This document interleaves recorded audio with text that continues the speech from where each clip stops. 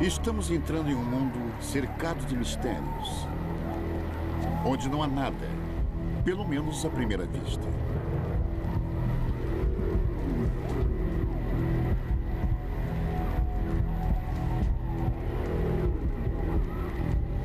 É um mundo sagrado onde um jogo está sendo jogado.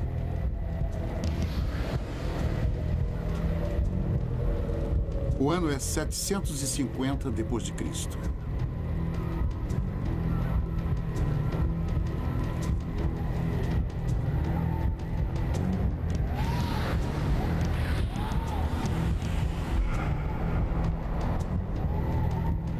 Não sabemos as regras ou quantos jogavam. Mas não era um jogo comum. Era jogado em nome da vida.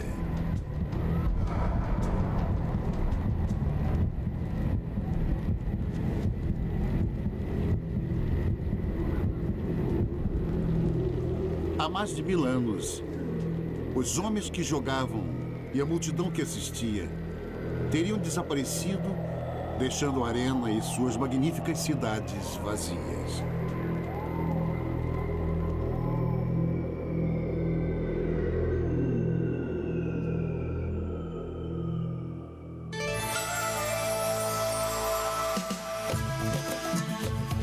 Maia, Sangue de Reis.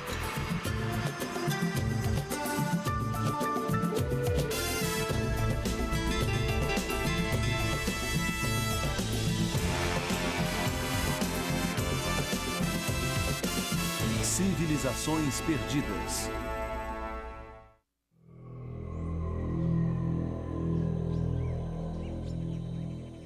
Eles eram chamados de Maias. Construíram a maior civilização das Américas. Quando a Europa ainda estava na Idade Média, eles produziam artistas e cientistas cujas descobertas ainda surpreendem. Enquanto Londres era apenas uma cidade com barracos de madeira e ruas imundas, os maias estavam construindo cidades monumentais de pedra no coração das florestas úmidas da América Central. E esta é a maior de todas, Tikal. Uma próspera metrópole de 40 mil pessoas que atingiu seu pico por volta de 750 depois de Cristo e consistia numa área do tamanho de Manhattan.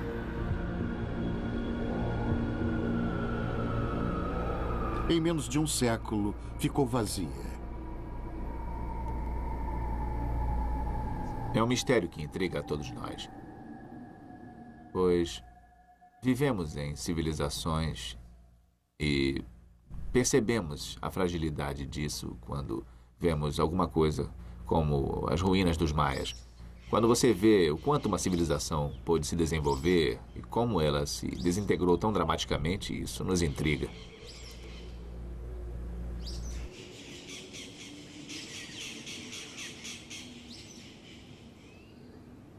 Diferente de tantas outras civilizações, os maias não morreram de fome nem por exércitos inimigos ou de uma doença terrível. Suas cidades foram abandonadas mais do que destruídas. Os maias que um dia habitaram estas ruas simplesmente foram para a floresta e nunca mais voltaram.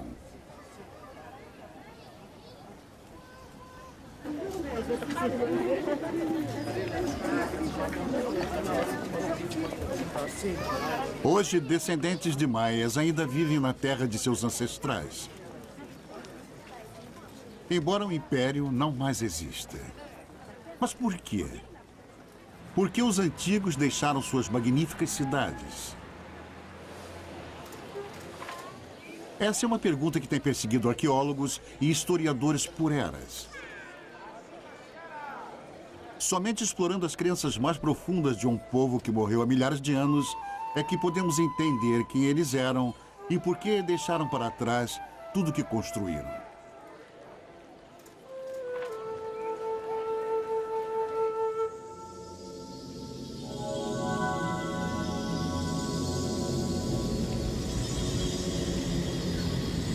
O caminho é difícil, mas pistas ainda podem ser encontradas.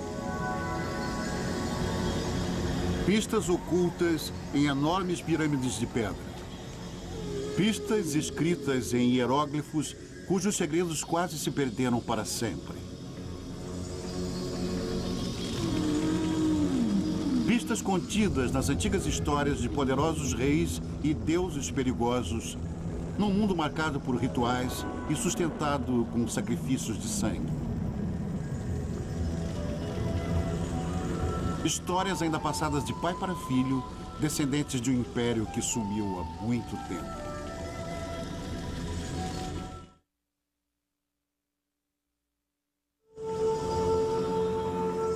A origem dos maias está nas histórias esquecidas dos primeiros imigrantes.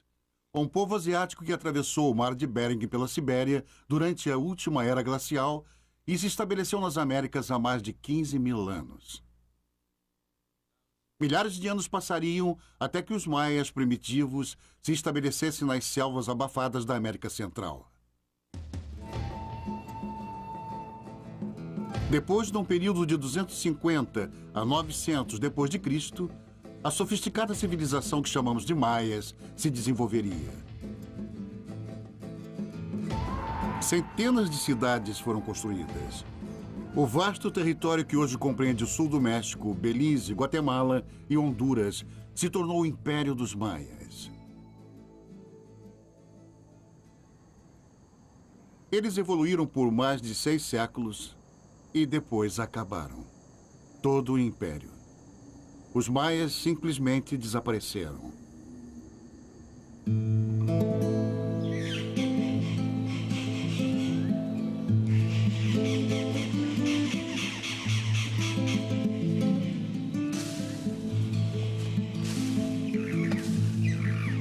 Por quase 1000 anos, suas ruínas ficaram perdidas e esquecidas. E foi assim até o século XIX, quando o mundo redescobriu os maias em 1839. O escritor viajante John Lloyd Stephens e o ilustrador Frederick Cartwright exploraram as selvas da Guatemala.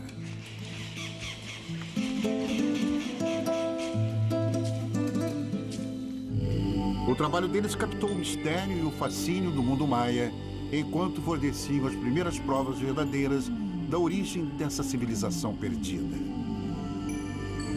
Exploradores anteriores a eles supunham que os maias fossem descendentes dos gregos, uma tribo perdida do Egito ou até mesmo fugitivos da mitológica Atlântida. Mas estes homens pensavam diferente. A menos que eu me engane, temos uma dedução bem melhor do que esta de relacionar os construtores destas cidades com os egípcios ou qualquer outro povo. É o espetáculo de um povo dominando o desenvolvimento e a cultura. John Lloyd Stephens, 1840. Stephens entendeu que essa exótica civilização não foi desenvolvida por outra ou trazida pelo Atlântico. Os maias, ele dizia, eram únicos. Suas teorias foram um ponto de partida e deram início a uma nova era de exploração. Aventureiros e curiosos vieram do mundo todo. Um explorador francês chegou no México com quase 2 toneladas de bagagem e só havia uma maneira de carregá-la.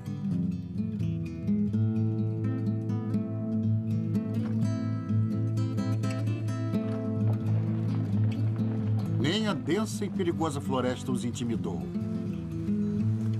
Muito mais que a promessa de tesouros perdidos, atraíam estes homens para as inexploradas regiões da América Central. Eles procuravam respostas para o enigma de uma civilização perdida.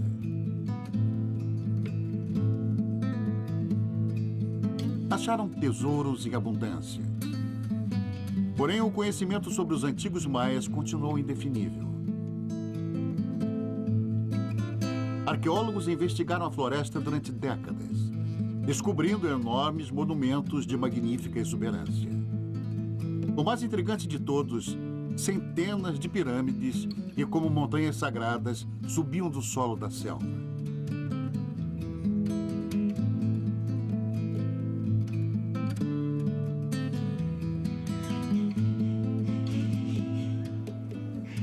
Mas o propósito dessas pirâmides ainda permanece um mistério.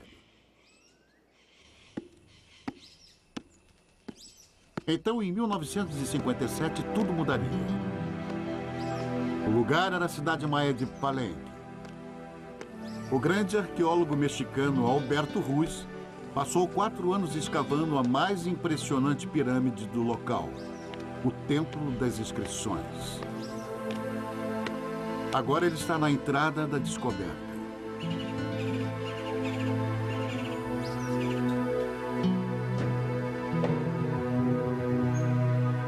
Eu entrei na misteriosa câmara com uma estranha sensação natural de estar entrando ali pela primeira vez em milhares de anos. Eu queria voltar no tempo e ouvir o som das últimas vozes humanas nessas abóbadas enormes. Através do impenetrável véu do tempo, eu procurava o elo impossível entre a vida deles e a nossa.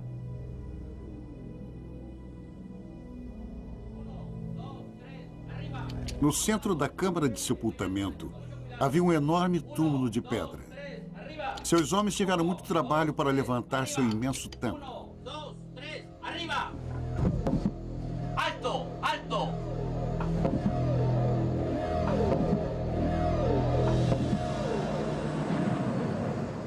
Eu estava cara a cara com aquele para quem todo aquele incrível trabalho, a cripta, a escadaria, a grande pirâmide com o seu templo coroado, havia sido construído.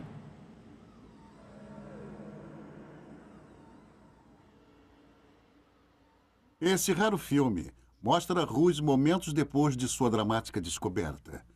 Porém, um esqueleto destroçado e uma máscara de jade preciosa só levantaram perguntas que ninguém, nem mesmo Ruiz, pôde responder. Quem era ele?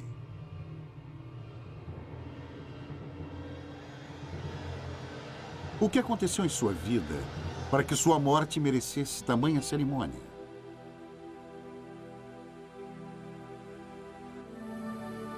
Quem foi o homem por trás da máscara de jade?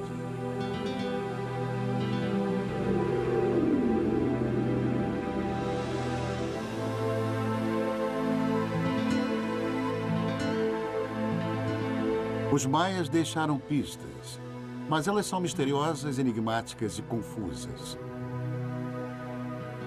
Somente decifrando essas provas é que poderemos entender o significado dos templos sagrados, a personalidade dos homens e mulheres que os construíram e a razão por terem desaparecido subitamente das cidades que abandonaram. Há 150 anos, John Lloyd Stephens previu que as estranhas e indecifráveis escrituras nas paredes dos monumentos continham a chave para o mistério dos maias. Ele estava certo. Mas só agora, depois de um dos maiores feitos em termos de decodificação de todos os tempos, é que os segredos destas pedras silenciosas finalmente puderam ser revelados.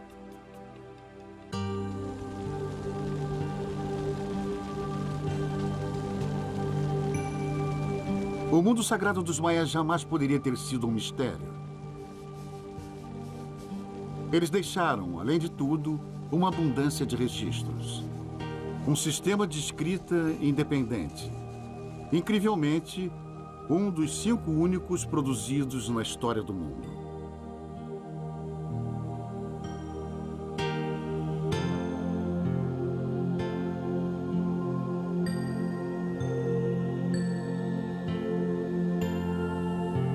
Eram textos imbuídos de poderes mágicos, descrições do cosmos, relatos sobre seus sonhos.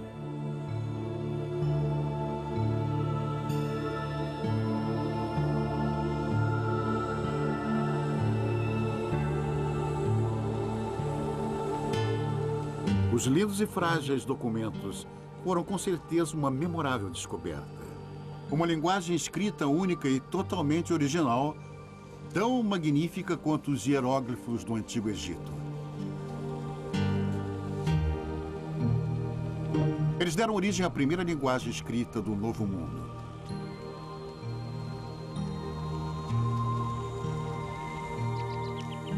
Esta es la letra A, B. A importância desses textos foi reconhecida pelos primeiros invasores europeus há muitos séculos. Em 1562, um sacerdote católico chamado Diego de Landa convenceu um dos últimos sobreviventes maias a traduzir seu alfabeto para o espanhol. Landa queria trazer o cristianismo para os maias. Ele achou que aprender a língua deles seria a melhor maneira de chegar até o povo que ele desejava converter.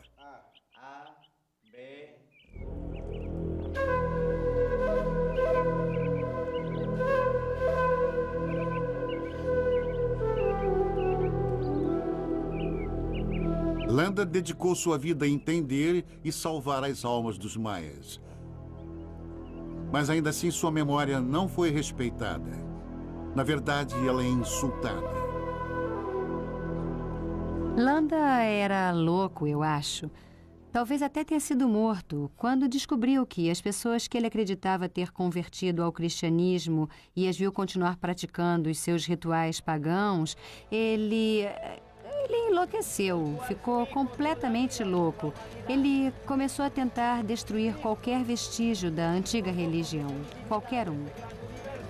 Para que presencieis la destrucción de este libro diabólico.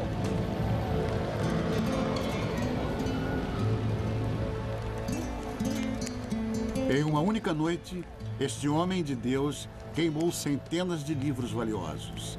Livros que continham sua ciência, sua literatura, um registro de suas vidas. Enquanto os maias olhavam aquilo, era como se cada cópia de sua Bíblia e sua Constituição tivesse virado cinza.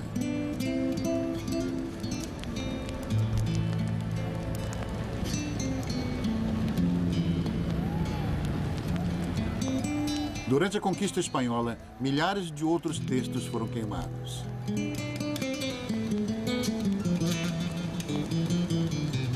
Da fértil produção dos escribas maias, apenas 4 livros escaparam das chamas e existem até hoje.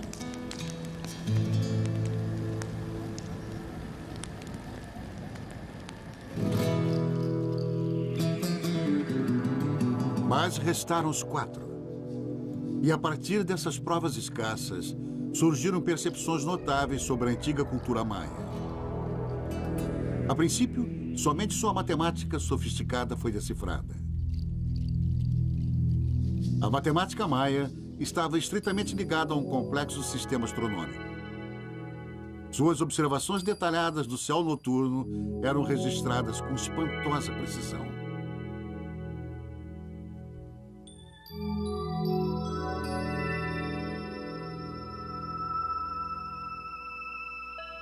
Nos anos 50, o grande arqueólogo maia Eric Thompson concluiria que eles eram um povo dedicado ao estudo do céu e o significado do tempo.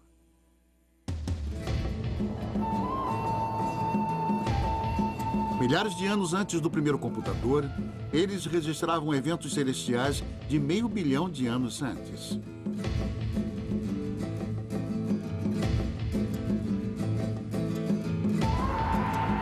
Mas para que complexos cálculos astronômicos tão brilhantes? Thompson achava que sabia. A sociedade maia era praticamente uma utopia, ele concluiu. Um povo pacífico que cultuava o tempo. Um mundo regido por sacerdotes serenos e guardiões do tempo.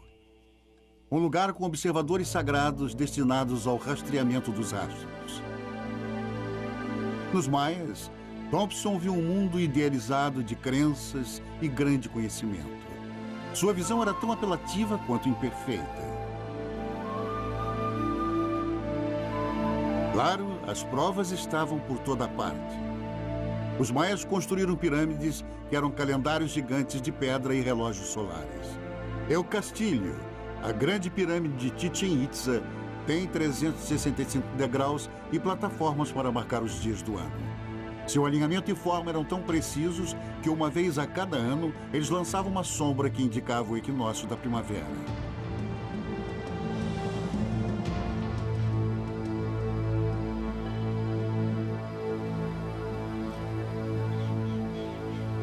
Assim como os mapas astrais de um astrólogo, eles mapeavam as posições das estrelas e planetas séculos à frente. O calendário maia era diferente de qualquer outro. Essas grandes engrenagens ilustravam seu conceito sobre o tempo.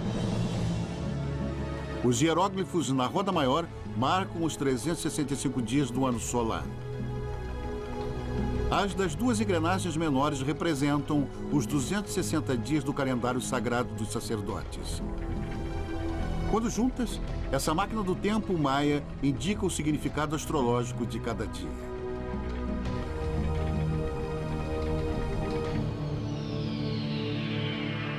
Usando este calendário, os sacerdotes maias previam o dia e local exatos dos eclipses solares. Para o maia comum, era como se seus governantes pudessem controlar o espantoso poder dos céus.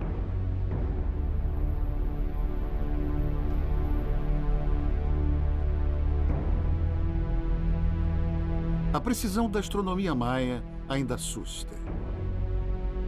Os ciclos lunares eram tão precisos que hoje, 1.500 anos depois, seus cálculos diferem apenas 33 segundos.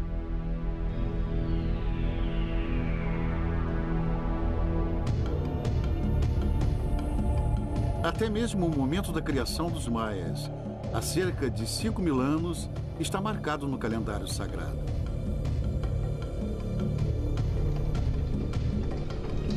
Assustadoramente, também marca o fim deste mundo.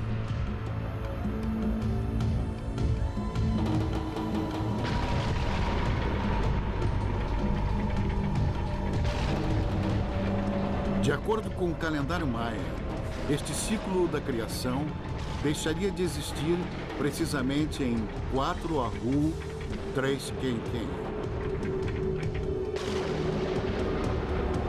Domingo, 23 de dezembro de 2012.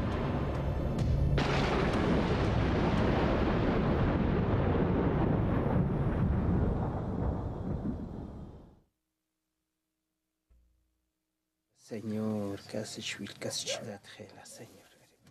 Nas montanhas da Guatemala, os poucos xamãs maias e seus últimos sacerdotes de calendário ainda calculam a passagem do tempo baseado nas fórmulas antigas.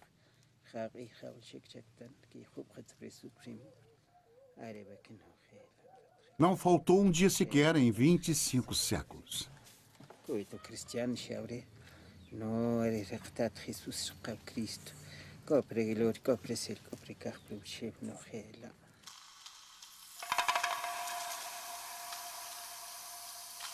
Os textos maias revelam um mundo oculto de sua matemática e astronomia. Mas há outras por vir, revelações ainda mais estarrecedoras.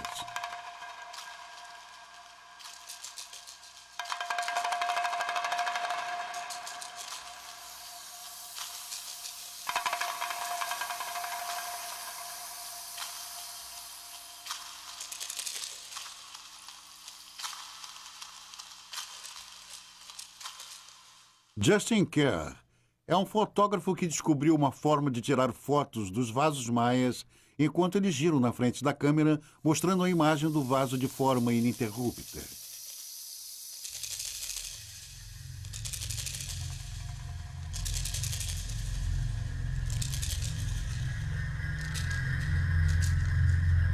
Quando eu coloco o vaso no prato giratório e observo ele girando na frente da câmera, eu espero que ele fale comigo. Algumas vezes não acontecem, outras a mensagem é tão obscura que é realmente difícil de entender. Mas às vezes ela se revela.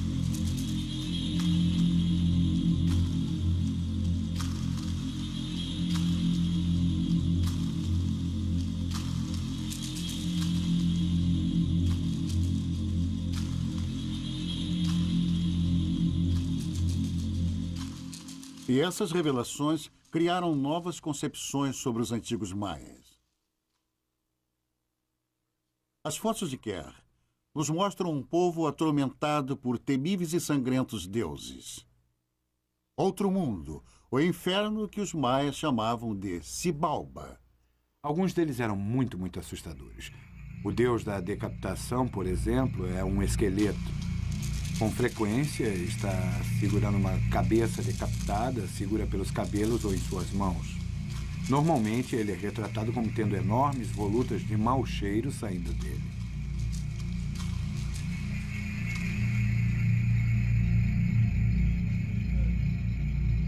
Para os maias, o outro mundo era um local sinistro. Mas para nós, muitos dos rituais e costumes da vida diária deles eram bizarros. Os crânios das crianças eram deliberadamente deformados para que a testa ficasse achatada, como os maias tanto apreciavam. As mulheres tinham seus dentes perfurados sem qualquer anestésico, onde eram postas pedras preciosas. O uso de drogas para alterar a mente era incentivado e tolerado. Eles inalavam poderosos intoxicantes. Os maias iam longe. Tomavam muitas drogas, mas acho que a preferida deles era o álcool. E às vezes estavam tão bêbados que vomitavam.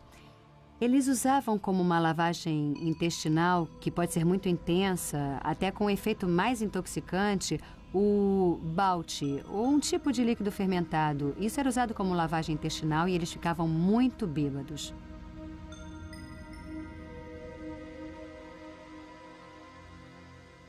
Eric Thompson estava ciente destas grotescas e bizarras práticas. Mas ele não permitia que elas alterassem sua visão idealizada dos maias. Mais tarde, um americano que fazia filmes, Giles Healy, foi aventurar nas selvas do México.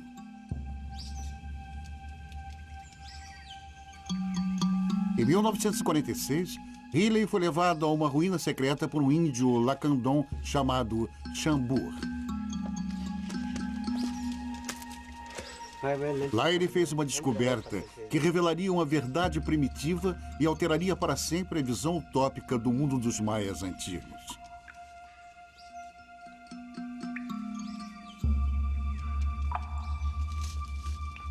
Chambur levou Healy e sua câmera até uma ruína maia que o resto do mundo desconhecia por completo.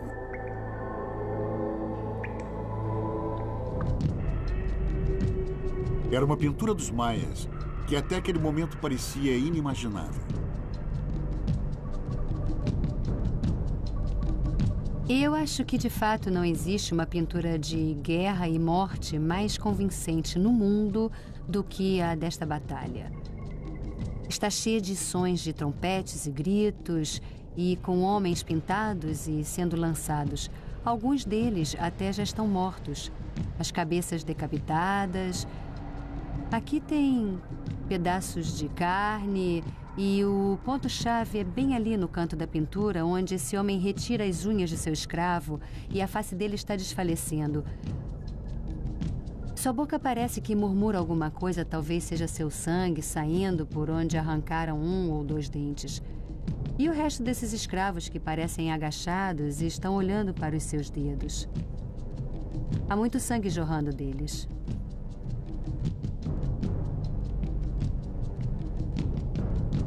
Essa foi uma imagem dos maias que nem Eric Thompson e nem o mundo aceitaria facilmente. Até mesmo essas cenas chocantes não mudaram de imediato o conceito idealizado dos maias pacíficos. Era como um pai que não nota um defeito óbvio de um filho.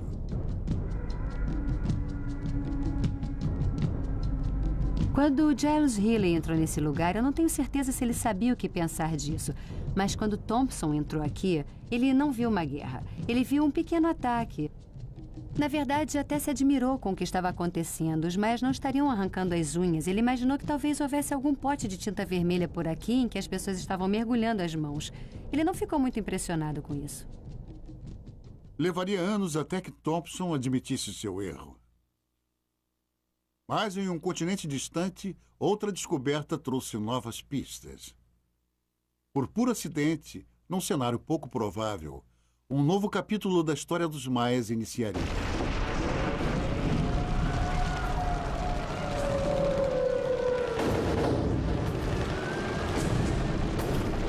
Maio de 1945. Berlim foi invadida pelos russos. A Biblioteca Nacional está incendiando e o exército de Hitler arrasado. De milhares de livros em chamas, um oficial soviético apanhou uma lembrança qualquer das chamas.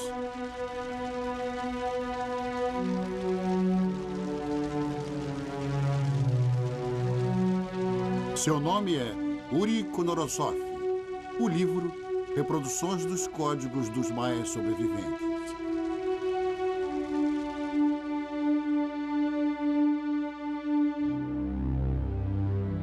Konorosov se entregou aos estudos dos maias e ao alfabeto que o bispo Landa tentou transcrever.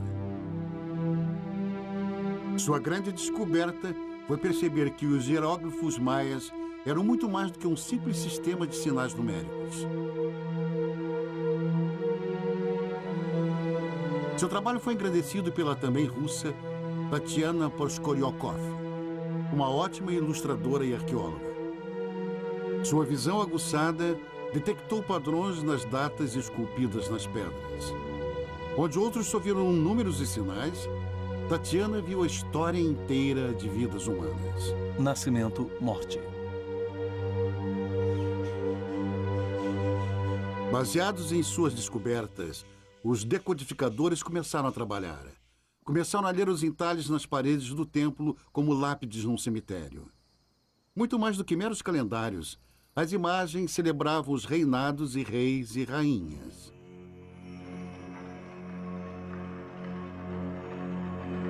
Os hieróglifos decifrados revelaram os nomes da realeza maia. Coelho 18, Jaguar de Fumaça, Céu Chuvoso e Senhorita Cápsula de Estrela. As vidas desses soberanos, dos seus ancestrais e de suas conquistas. Todas as histórias contidas nos hieróglifos poderiam finalmente ser contadas. 15 anos depois da descoberta do esqueleto com a máscara de jade, Alberto Ruiz iria saber, enfim, sua identidade.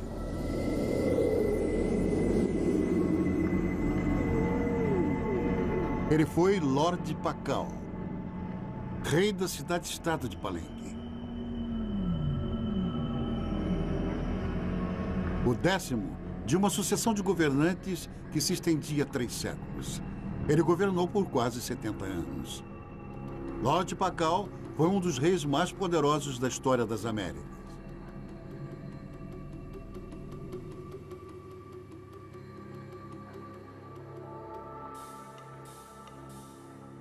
Eles eram monarcas que comandavam grandes cidades, vastas populações e territórios enormes. Dominavam seus cidadãos com arrogância, com desdém. Mas qual era a fonte da autoridade deles? Por que seus súditos se submetiam a um governo tão tirânico?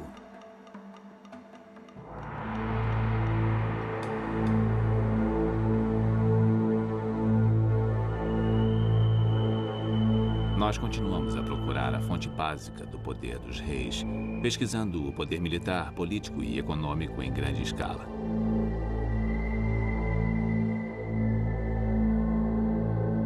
Mas o poder não era baseado no controle dos recursos, manipulação da economia ou na organização de grandes exércitos. Era baseado nas crenças. Esse era o poder dos reis maias. E era muito forte e realizava grandes coisas.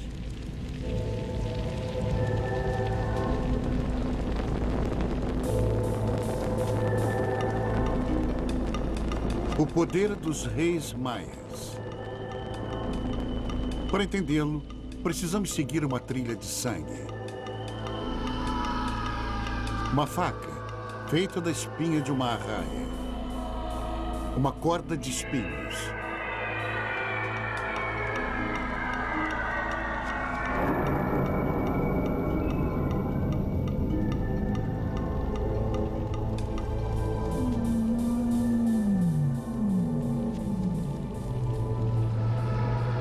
Essas são as chaves para compreender os maias e o poder sagrado de seus reis.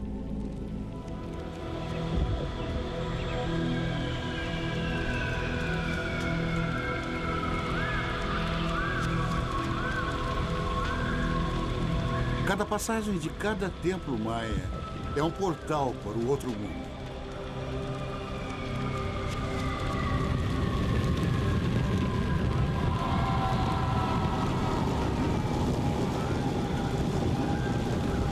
Dentro deste templo, este era o dever tanto do rei como da rainha, reconstituir o momento mítico da criação dos maias. Segundo a lenda, foi o sangue dos deuses que deu a vida ao homem. E esse era o ato principal do sacrifício. Na terra, o rei era como um deus.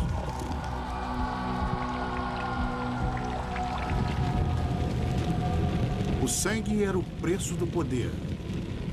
E o débito com os deuses tinha de ser pago. Mitos e símbolos não bastavam. Sangue devia ser derramado. E sangue real, tirado da sua língua e dos genitais da rainha e do próprio rei, ressaltando para sempre aquele sacrifício dos deuses pela vida do homem.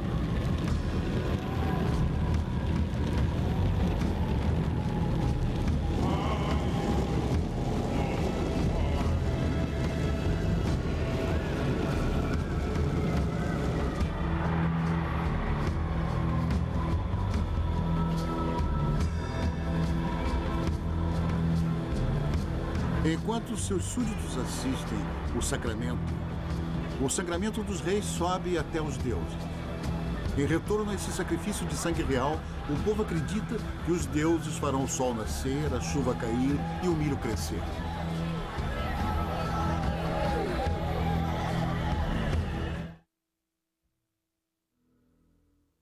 Para a historiadora de arte Linda Chile, esses rituais macabros de derramamento de sangue são a chave para entender os maias. No Novo Mundo, as pessoas acreditam que a sua alma, a parte mais potente de você, sua parte indestrutível, a que passará para seus netos e bisnetos, que é eterna, está no sangue. Então, se você deseja oferecer o que há de mais poderoso e precioso, você dá o seu sangue.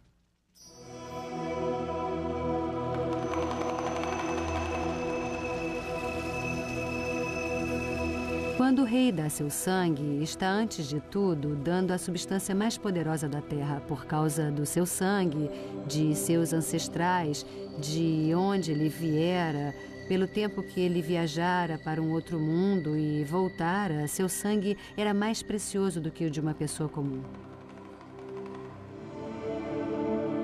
Lembre-se de que os reis tinham que fazer o ritual de tirar sangue da genitália e autodilaceração com frequência, para que mostrassem sua honestidade. Bom, eu acho que se tivéssemos que fazer esses rituais da genitália com os políticos de hoje, eles diminuiriam bastante e seria uma ótima maneira de descobrir os políticos honestos.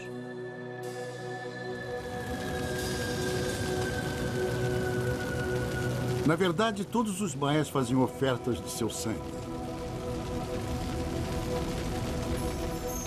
A diferença entre eles e nós é que temos facilidades.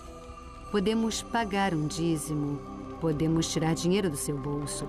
Pode dar algo que não vá doer, algo que, na verdade, não lhe custa nada.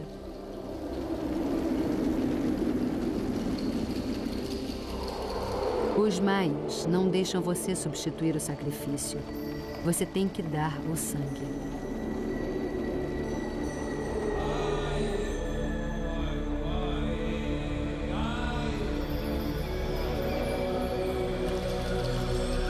E havia outras oferendas até mais sangrentas.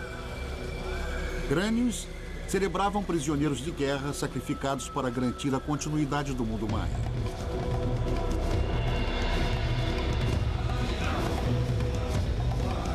Até os jogos de bola tinham objetivos mortais.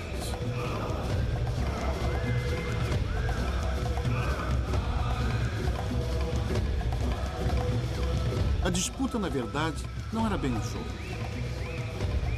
Os perdedores eram sacrificados aos deuses.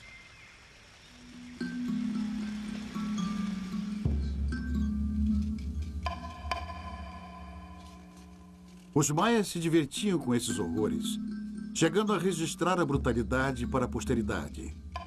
Esta vítima sacrificada ainda emite um eterno grito de dor incalculável. Ele foi escalpelado, eviscerado, suas mãos e pés mutilados. A madeira presa em suas costas está pronta para virar tocha.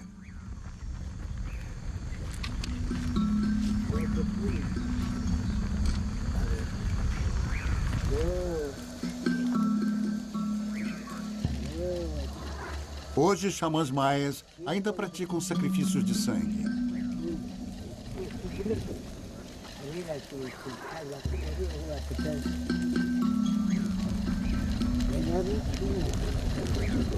Mas agora é o sangue de galinhas que é derramado.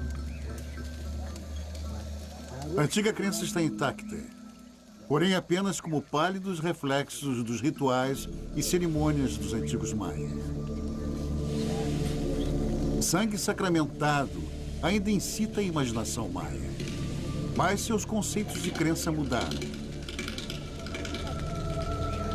Talvez o cristianismo tenha sido imposto aos maias, mas agradou de forma profunda e duradoura.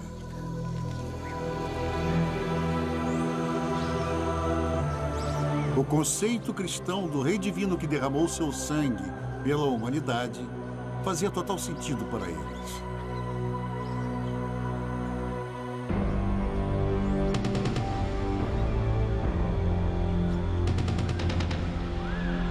Para os maias antigos, o sangue dos reis era o que ligava todas as vidas.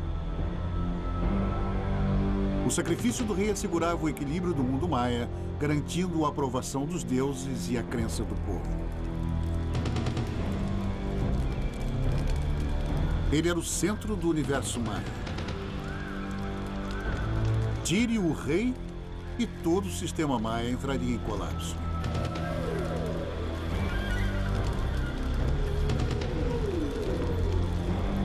Para Arthur Demarest, a crise dos antigos maias começou quando eles perderam a fé em seus reis. A fonte do poder é este ritual, a exibição, a cerimônia, o local, o encanto. E quando ocorrem problemas reais, uma derrota militar entre cidades, isso pode abalar de uma maneira que não deveria ser. A autoridade é baseada na fé no rei. E a falha é inaceitável. Se ele é mesmo um rei santo e pode manipular as forças do universo, então uma falha corrói todo o sistema e não há como consertar.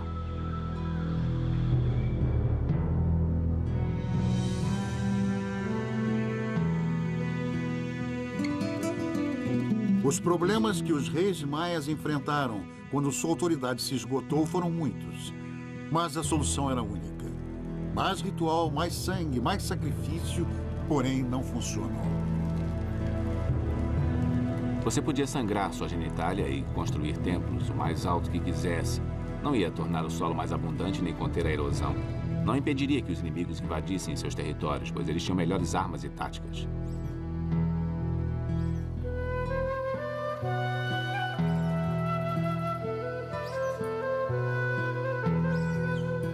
E eventualmente houve derrotas na guerra, cidades superpovoadas, fracasso nas colheitas, e o rei era o responsável. Se o sangue real mantinha um mundo unido, quando o mundo se desintegrou, foi o sangue do rei que não foi suficiente.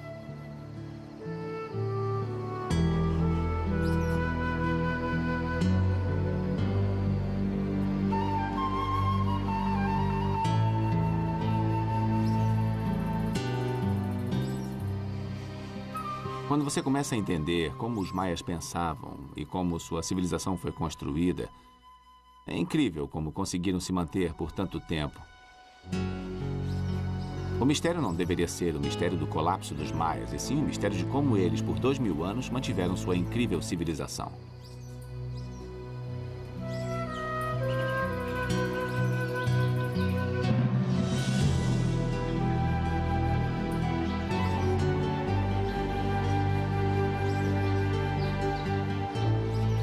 Os maias ergueram pedra por pedra na floresta.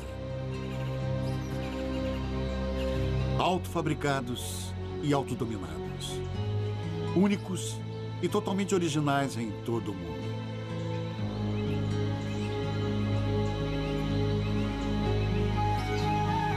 Mas, finalmente, as grandes dinastias e as realizações de reis e rainhas maias, seus poderes formidáveis, foram construídos a partir da fé do povo.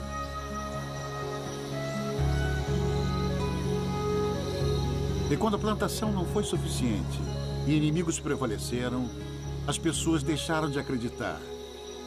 E quando o povo perdeu a fé, os governantes perderam o poder. E quando o poder acabou, os maias abandonaram suas cidades. E a selva recuperou suas pedras.